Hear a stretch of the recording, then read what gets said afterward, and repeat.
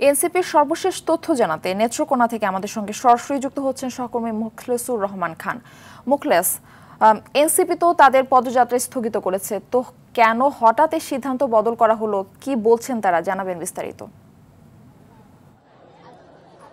আমি এখন দাঁড়িয়ে আছি জাতীয় নাগরিক পার্টি এনসিপির সমাবেশস্থল নেত্রকোনা শহরের পুরাতন কালেক্টরেট মাঠে।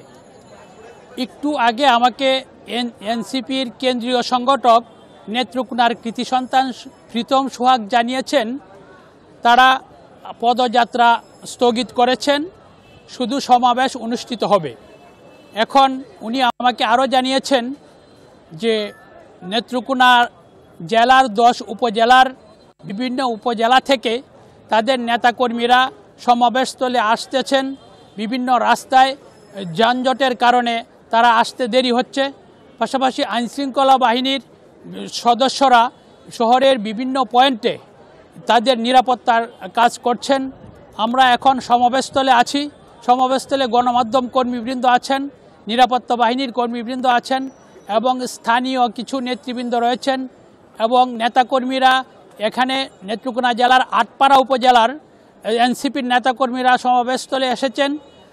স্থানীয় নেতৃবৃন্দ আমাকে আরও জানিয়েছেন নেত্রকোনা জেলার 10 উপজেলা মদন, মোহনগঞ্জ, খালিয়াজুড়ি, দুর্গাপুর, আটপাড়া, কেন্দুয়া সহ বিভিন্ন উপজেলার নেতৃবৃন্দ রাস্তায় আছেন, ওনারা আসতেছেন এবং স্থানীয় কেন্দ্রীয় নেতৃবৃন্দের